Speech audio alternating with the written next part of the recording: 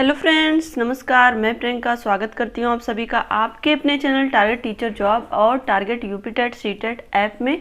तो दोस्तों, आज हम पढ़ेंगे डीएलएड 4th सेमेस्टर का अष्टम प्रश्न पत्र और ये है आपका क्लास नंबर 10।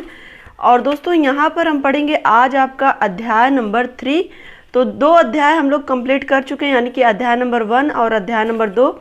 ये 2 अध्याय हम लोग कंप्लीट कर चुके हैं। आज अध्याय नंबर 3 में हम लोग देखेंगे, यहाँ पे अध्याय नंबर 3 का नाम है संबंधों की अंतर्वैयक्तिक समझ। तो इसमें आज हम देखेंगे बालकों के विकास में उनके साथियों की भूमिका।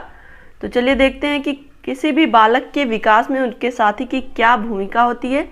यहाँ पे देखिए, बालकों के विकास में साथी समूह सहकर्मी अपनी भूमिका किस प्रकार से निभाते हैं, इसे निम्न बिंदुओं के माध्यम से स्पष्ट किया जा सकता है। दोस्तों, यहाँ पर देखिए, कुछ भाई बहनों का कमेंट रहता है कि मैम थोड़ा बड़ा हो जाता है। तो यहाँ पे आप ये चिंता ना करिए कि बहुत बड़ा आंसर हो जा रहा है।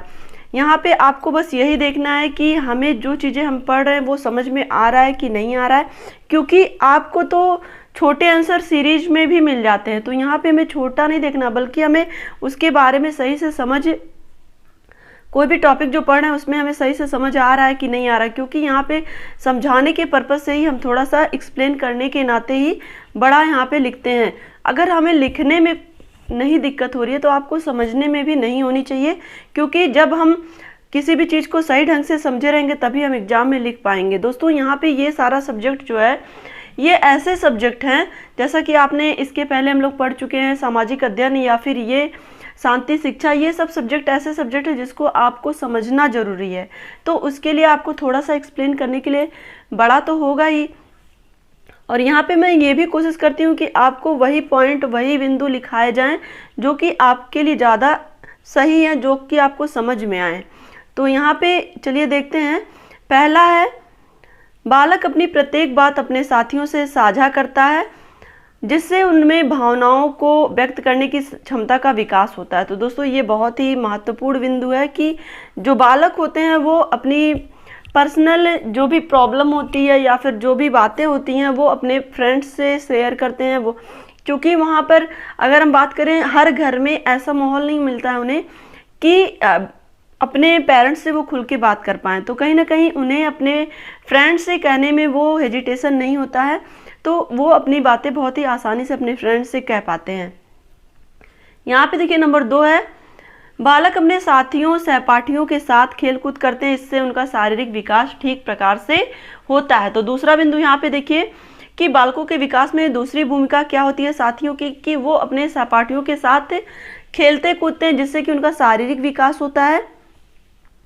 और यहाँ पे देखिए, तीसरा, बालक साथियों के साथ अंत्याक्षरी एवं अन्य पहेलियाँ खेलते हैं, इससे उनका मानसिक विकास ठीक प्रकार से भी होता है। तो दोस्तों, यहाँ पर देखिए, जो भी अंत्याक्षरी या फिर हम कह सकते हैं जो पहेलियाँ या फिर इससे रिलेटेड रीजनिंग के क्वेश्चन हुए, या फिर यहाँ पे हम कह सकते हैं तर्क संबंधी क्वेश्चन एक दूसरे से पुटअप करने से कहीं ना कहीं जो बालक होते हैं उनके मस्तिष्क का विकास होता है, यानी कि उनकी मानसिक वृद्धि होती है। और यहाँ पर देखिए, नंबर 4 है, बालक अपने सहपाठियों के साथ उनके घर एवं मोहल्ले में जाता है, इससे वह नई नई वस्तुओं के संपर्क में आता है, इससे उसका संज्ञानात्मक विकास भी होता है। तो दोस्तों, यहाँ पर देखिए, जो बालक होते हैं वो अपने सहपाठियों के साथ, साथियों के साथ अपने आसपास के मोहल्लों में जाते हैं और नई नई चीज़ों के बारे में जानते हैं, जो भी उनके आसपास की नई चीज़ें हैं जिनके बारे में वो नहीं जानते थे। तो कहीं ना कहीं उनके सहपाठियों के माध्यम से उनका जो संज्ञानात्मक विकास होता है, यानी कि वो धीरे धीरे अपने नॉलेज को इंक्रीज करते हैं। सामाजिक नॉलेज की बात करें यहाँ पे।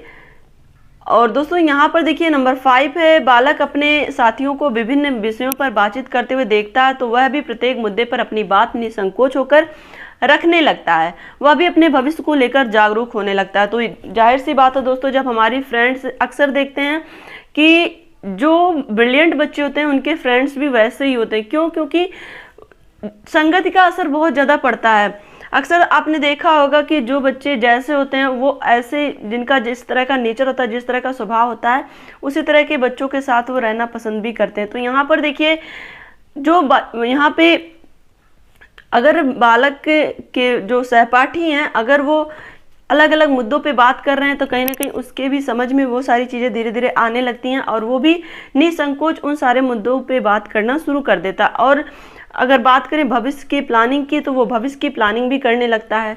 और यहाँ पर देखिए नंबर 6 है, बालक अपने साथियों को जब पर्यावरण संरक्षण, पौधा लगाना, पानी देना और उनकी देख रेख करना, इन सब को करते देखता है तो वह भी पर्यावरण संरक्षण के प्रति संवेदनशील होने लगता है। तो दोस्तों यहाँ पर देखिए, जब बालक अपने सहपाठियों को पर्यावरण के प्रति जागरूक होते देखता है तो उसे भी पर्यावरण संरक्षण के प्रति निष्ठा आती है, उसके भी मन में कि मुझे भी पर्यावरण के लिए कुछ करना चाहिए। तो वो भी पौधे लगाता है, पानी देता है और उनकी देखभाल करता है।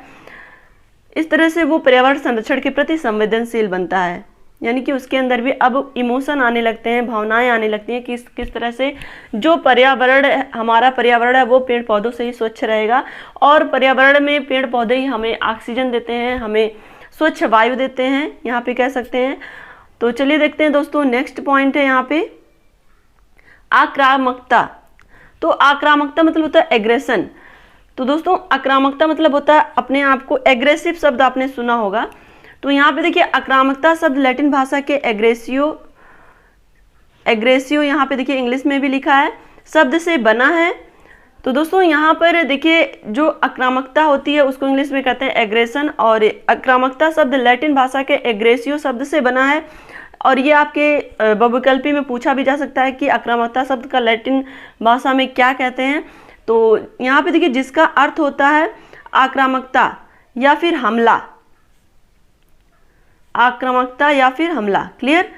तो यहाँ पे देखिए आक्रामकता बालक के दैनिक जीवन का एक भाग है, किंतु मनोवैज्ञानिक आक्रामकता को केवल एक ही अर्थ में बांधना मुश्किल है। लेकिन अगर हम देखें वैज्ञानिक अर्थ में आक्रामकता को तो वो केवल एक ही अर्थ में प्रयोग नहीं होता है।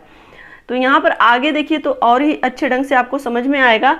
आक्रामकता एक प्रकार का व्यवहार है जो किसी व्यक्ति द्वारा किसी अन्य व्यक्ति को नुकसान पहुंचाने के उद्देश्य से किया जाता है। तो दोस्तों आक्रामक का मतलब ही होता है कि किसी चीज को, कोई भी व्यक्ति जब आक्रामक होता है तो कहीं ना कहीं वो नुकसान पहुंचाता है या फिर अपने उद्देश्य की पूर्ति किसी न किसी को अपने आक्रामक रवैये के द्वारा डराना चाहता है। इसे देखिए, इसे अवांछित व्यवहार भी कहा जाता है, यानी कि ये समाज द्वारा अनुचित माना जाता है। तो दोस्तों यहाँ पर देखिए जो अवांछनीय व्यवहार क्योंकि ये समाज के द्वारा स्वीकृत नहीं है, क्योंकि आक्रामक व्यक्ति किसी को नहीं पसंद होते हैं।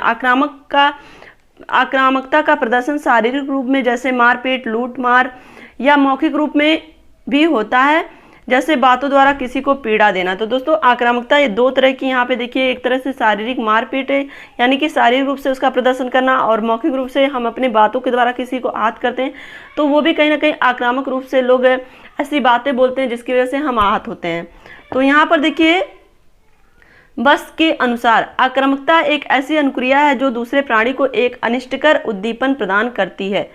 अनिष्टकर, तो दोस्तों यहाँ पर बस के अनुसार क्या है कि आक्रामकता एक ऐसी अनुक्रिया है, मतलब यहाँ पे एक ऐसी क्रिया है जो कि प्राणी को अनिष्टकर, यानी कि कुछ न कुछ ऐसा जो कि हमारे हित में ना हो, वो एक ऐसा उद्दीपक प्रदान करती है जो अंदर से आता है कि वो अपने उद्देश्य की पूर्ति के लिए आक्रामक होता है। अब यहाँ पर हम देखेंगे आक्रामकता की विशेषताएं, आक्रामकता की प्रमुख विशेषताएं सामने आती हैं।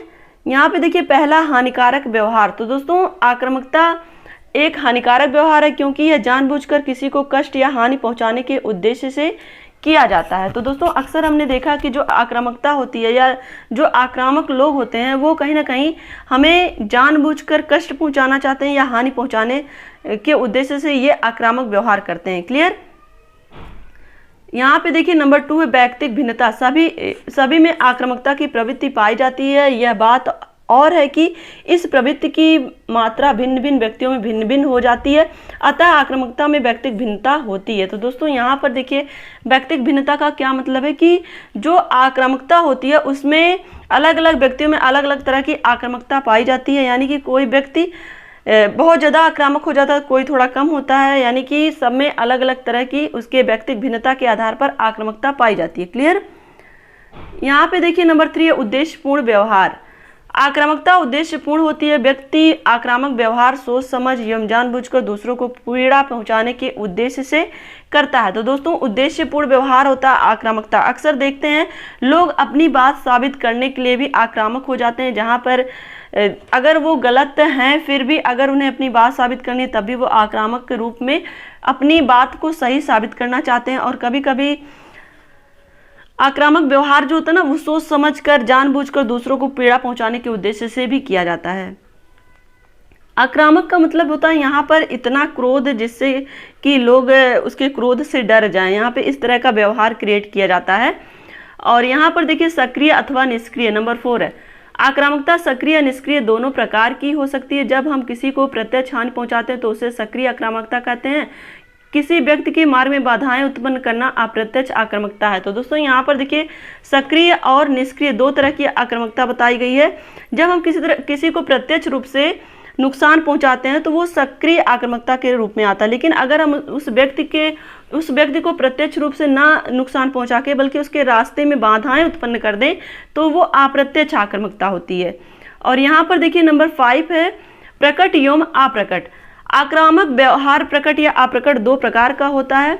जैसे बहुत से व्यवहार आक्रामक होते हैं किंतु उसमें किसी को हानि पहुंचाने का भाव छिपा नहीं होता है, जबकि कुछ आक्रामक व्यवहारों में दूसरे को पीड़ा या कष्ट पहुंचाने का भाव छिपा होता है। तो दोस्तों यहाँ पर देखिए आपको मैं उदाहरण दूंगी कि कभी कभी देखिए जब हम कोई गलती करते हैं तो हमारे जो पेरेंट्स होते हैं हमारे ऊपर आक्रामक हो जाते हैं, लेकिन वो आक्रामक होना, वो गुस्सा करना वो हमारे हित में होता है, इसलिए वो आक्रामक होते हैं। लेकिन यहाँ पर अगर हम बात करें कि कोई व्यक्ति हमें नुकसान पहुंचाने के उद्देश्य से आक्रामक होता है तो वो एक तरह से हमारे लिए हानिकारक हो जाता है।